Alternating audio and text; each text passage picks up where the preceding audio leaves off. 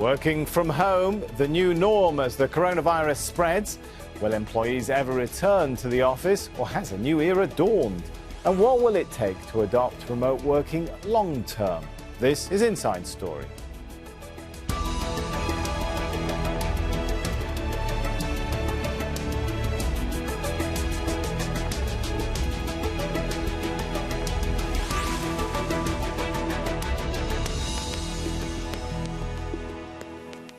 Hello and welcome to the show. I'm Sami Zeidan. Pyjamas, a laptop and a comfortable couch at home. That's today's work environment for millions of people around the world. It was a far-fetched dream until the pandemic made it a reality. Companies have been forced to embrace remote working to limit the spread of COVID-19. But that's if the job doesn't require you to be there in person. For those who can, working from home could become permanent. Twitter, for example, is going to give that option to workers who wish to do so. Other firms are working out how to reopen offices while maintaining social distancing. The way we work is being revisualized even into the future. And post-pandemic offices might look radically different than those of today. Working from home is not a one-size-fits-all. It's mostly for knowledge workers with computer-based and telecommunication jobs, like presenters, doctors, aerospace and defence workers, grocery clerks, cleaners and many other employees. Well, they must show up for work. Not everyone finds doing their jobs from home a luxury, though. More than 90% of young tech-fluent US workers have experienced difficulties working remotely. That's according to a new workplace survey by Engine Insights. For older workers who lack internet skills and those who live in places with limited broadband access, remote work is difficult, if not impossible. Some politicians are considering integrating the right to work from home into law. Germany's Labour Minister, Hubertus Heil, said last month he'll put forward legislation later this year. In an interview with German newspaper Bild am Sonntag, Heil explained that all employees should be able to request working from home where possible. He's also suggested some staff could switch to a home office for a day or two each week. But companies wouldn't be forced to accommodate that. The minister says the number of people working remotely is estimated to have risen to 25% of the workforce during the crisis. That's around 8 million employees.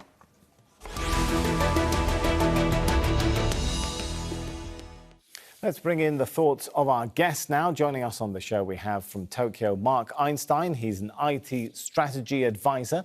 In Connecticut, in the US, Hilary Jacobs. She's a psychotherapist and author of It's Not Always Depression.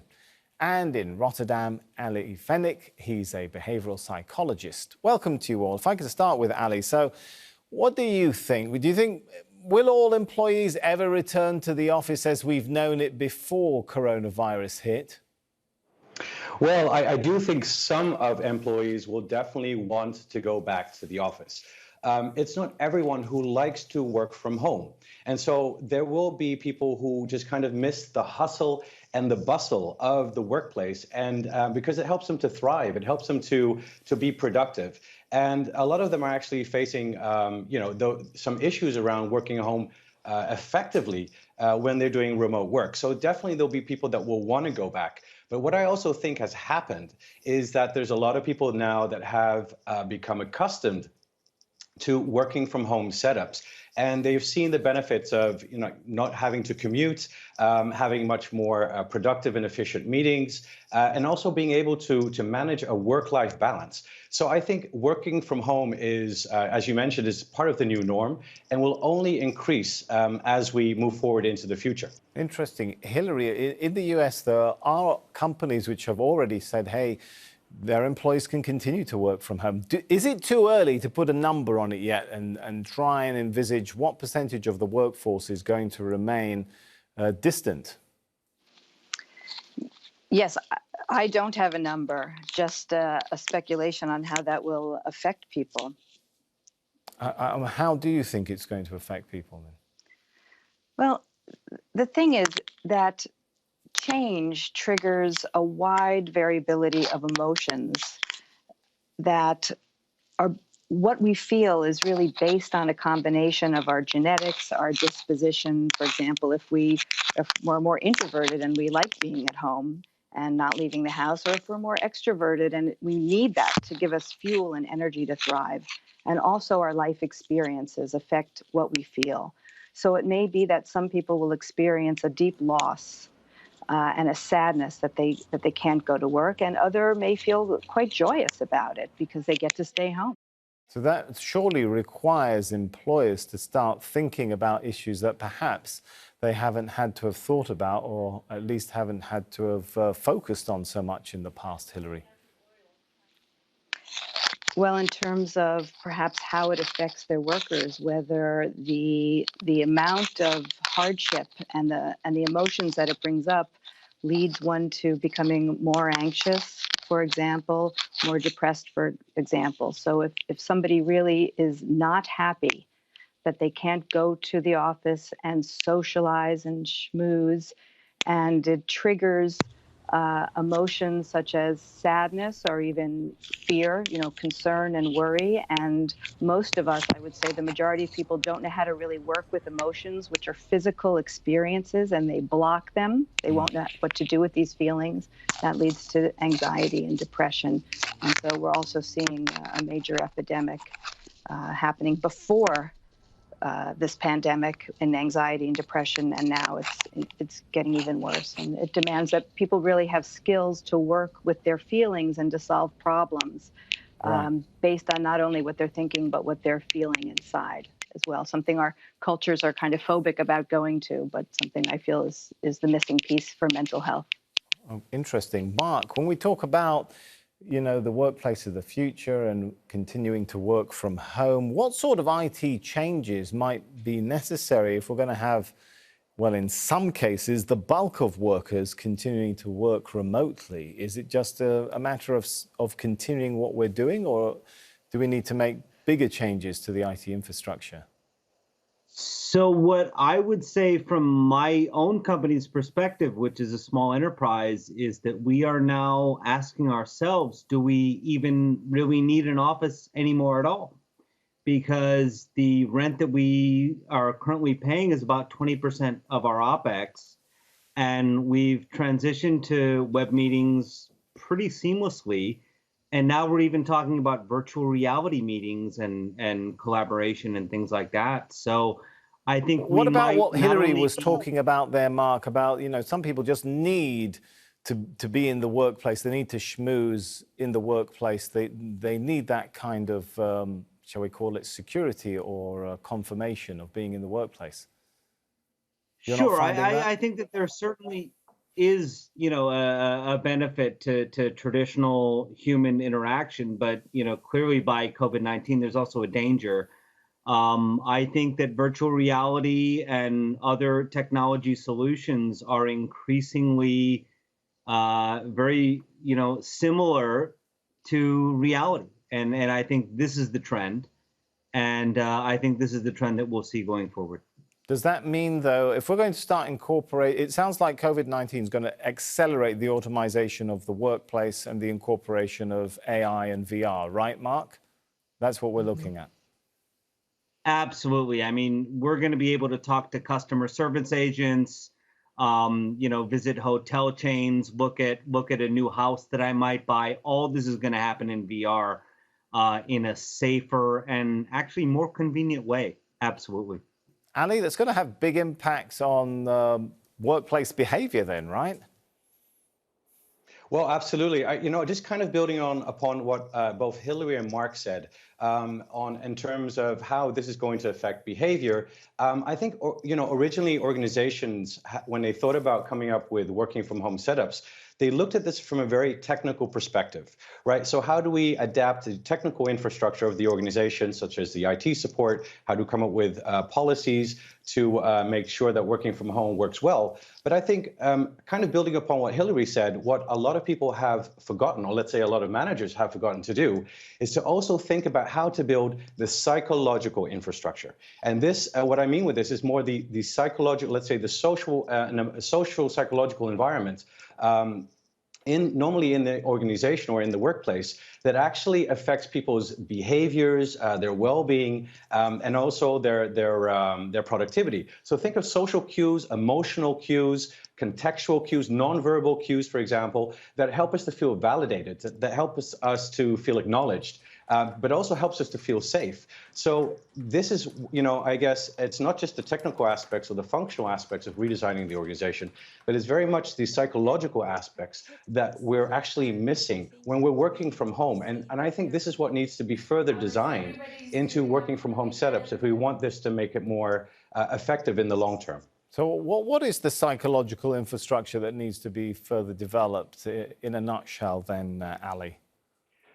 Well, absolutely. This environment is, for example, let's give some practical examples here. So how should leadership or managers even think about how to build psychological safety in working from home? In an organization, you can do that because you have a sense of belonging, you see each other, and you can play upon these cues to help people feel productive and engaged. But when you're working from home, this becomes really difficult. So how do you build this psychological safety in a work environment, especially when a work environment is remote? Another thing that you can think of, for example, is policy design. How can policy design make sure that employers or employees feel much more autonomous, that they feel that they have the ability to make their own decisions, for example, when to do their work? Remember one thing, when we're working from home, we're also managing our life, our family life. And so we need to be able to do that on our own accord without having managers, for example, being on top of us and directing or micromanaging, let's say, how we do things. So I think this is the elements of psychological design or psychological infrastructure that needs to be considered when working from home. And there's different practices that we can do to facilitate this as well. Interesting. Hillary, it sounds almost like companies are going to need to think of, those companies at least that want the bulk of their workforce to continue to work remotely, are going to have to think of perhaps even a new sort of orientation a policy based on new HR and professional policies and procedures. I think that would be wonderful, and I think it's much needed in our world anyway, because there is not enough of an emphasis on connecting on multiple levels, not only intellectual levels, but on very deeply authentic and emotional levels. And that's part of the problem of why we have an epidemic of loneliness, and not to mention anxiety and depression, that we need to start to introduce education to people on emotions and connection, because all humans are wired for connection. We're deeply social beings, and all of us, men, women, have the same core emotions that come up without conscious control. People don't realize that you can't control emotions. You can only control what happens once they come up, and that they have to be shared so that people can talk about their fears. They can talk about their anxieties. They can talk about their sadness and the losses that COVID has cost them. So I'm interested, Hillary, when you hear people talk about, acceleration of artificial intelligence and virtual reality in the workplace, does it make you cringe or fear? I do feel fearful. I guess I do. I feel fearful for people in so many ways. Not just AI, but again, the lack of community, or the losses of communities that people need so dearly, and that we need tools to cope with the stress that comes with that and the emotions that come up from that drive so much of our behavior and anxiety. It's a missing piece. Well, yeah. Let's ask Mark if he's got that missing piece. Can any of the sort of software be developed to make up for that lack of physical connectivity? I think that it absolutely can, and I think that it's not really near where it needs to be, but it's on its way. So, for example, there are AI software programs out there now where you can practice hiring or firing somebody in AI. You can practice negotiating a business deal in AI, so you can learn how to do that in a humane and empathetic way. And that's what AI can do today. So just imagine what this is going to be like in 5 years. So AI is going to be a big part of this picture going forward, I believe. But Ali, maybe we can hire and fire using AI. What about all the sort of non-verbal communication, non-verbal cues that you pick up in the workplace? As a behavioral specialist, are you worried that the workplace of the future will be deprived of that kind of information and connectivity?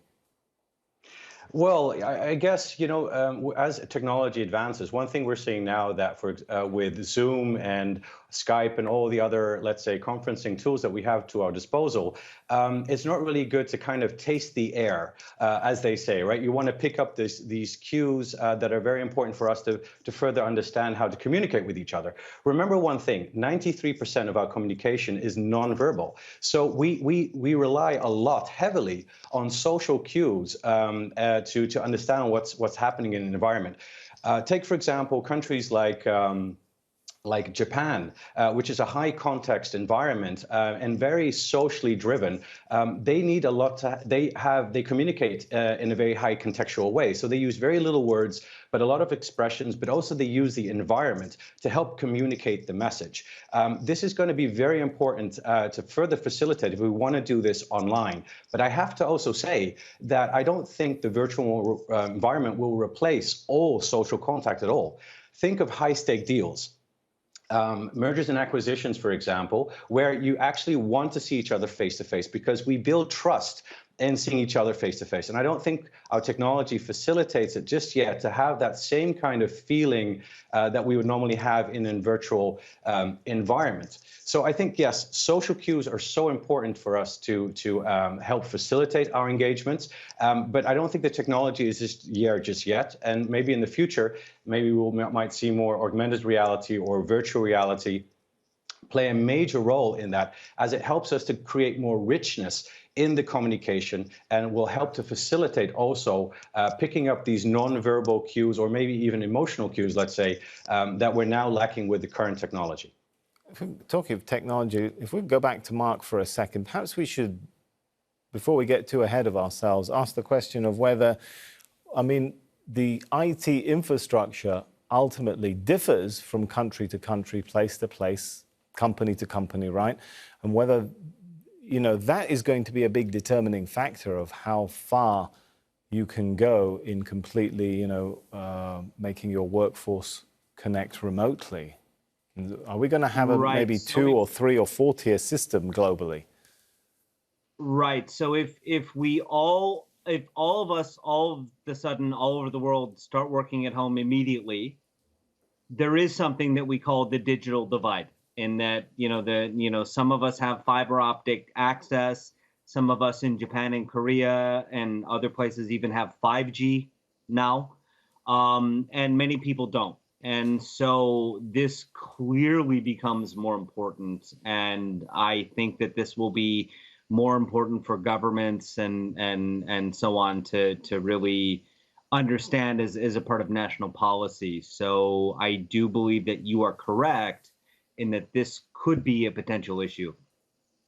Might the digital divide, Hillary, manifest itself in other ways, not simply between countries in terms of their IT infrastructure, but between different types of people in the workplace, those who are, let's say, IT competent and not so IT proficient, differences between people in terms of generational and age demographics? It seems to me that it would. The capacity to be adept on the internet and technologically is an advantage for those people who have better access and more skills. And again, as an emotion educator, I could see it creating shame in people that can't compete and that don't have the skills, and anger. It's an injustice. It's not fair. And people have to be able to manage those emotions in constructive ways. Interesting. What about, Ali, things like group dynamics, how one reads the sentiment of the majority in the office? Is all of that going to change if people increasingly work from home? Well, I think, as I mentioned before, we need to understand the social aspects of work, and especially when we get together, and team dynamics play a huge role on let's say, task performance and our job performance. When we're now working from home, we can still work in a collaborative manner thanks to the virtual environment that we're currently using now to facilitate, let's say, discussions, brainstorming sessions, innovation, for example. A lot of questions have been around, can we still innovate because this is a group process when we do this online? The good thing is we can, and as we become much more equipped, and we're able to master our digital tools much more effectively. And there's more tools out there to help us do this. We can still be more innovative. We can still work more collaboratively together. And we can then we'll have to replace, let's say, the physical dynamics that we have and start to build up some kind of virtual dynamics, as it may, so that we can still feel connected, because being connected is so important for us as human beings, but also it also helps us to feel motivated. It gives us a sense of belonging and a sense of security, but it's definitely something that I think we can still facilitate. And as I mentioned before, as the technologies start to further develop and advance, we'll see that collaboration and the dynamics that we can get out of that online will help us to facilitate still kind of a virtual, let's say, dynamic environment. Mark, Ali earlier talked about the need of some people to be in the office, to feel the hustle and bustle, to be productive.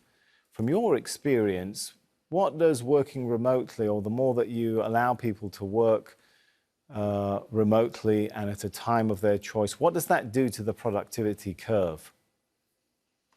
So we've seen nothing but massive increases in productivity. I mean, I live in Tokyo, where many people unfortunately travel 90 minutes to the office and 90 minutes back, shoulder to shoulder to someone in a very, very compact subway train. This is all out the window now. And I think the industry is waking up and realizing that those 3 hours every day could be put to much, much better use. And so we're seeing massive interest in telecommuting solutions, but also virtual reality solutions, mixed reality solutions, digital transformation, virtual transformation. I mean, this is definitely the future. What we thought would take 2 years is now taken 2 months. Amazing. Hillary, maybe we should also talk about the situations in which some offices, some factories, they'll need to bring people back to work physically from the workplace, but it's still going to be likely to be a slightly different workplace, perhaps with more distance between employees. Maybe hot desking is out. Maybe there'll even be alternating shift patterns, alternating work days. There's going to be some psychological impact from that loss of proximity, right? I think so. And dovetailing on what's just been said, even on whether you're having decreased proximity at work or using video technology, what is going to be lost is the kind of casual conversation, the personal stuff that happens at work. How's the family? How's your mother's illness? These things that create safety and camaraderie and that make us feel better as human beings, and then we are able to be more productive and happier human beings. And so I think, even if we go into the lack of touch is such an important part of human interaction and soothing each other and connecting to each other, that there's a great loss that's going to happen. And again, some people... Sorry, go ahead. I was just going to say, some people may experience a great relief, those the huggers of the world and the non-huggers who can't even, who just like a lot of space. So what I say for one person may be the opposite for another person, and it's all okay. It's all within normal limits. Go ahead. Fascinating. This has been a really great discussion. Let's thank all of our guests for their insight that they've added to this show. Mark, Hillary, and Ali. And thank you for watching. You can see the show again anytime by visiting our website, aljazeera.com. For further discussion, head over to our Facebook page. That's facebook.com/AJ Inside Story. You can also join the conversation on Twitter. Our handle there is @AJ Inside Story. From me, Sami Zeidan, and the whole team here. For now, thanks for joining us.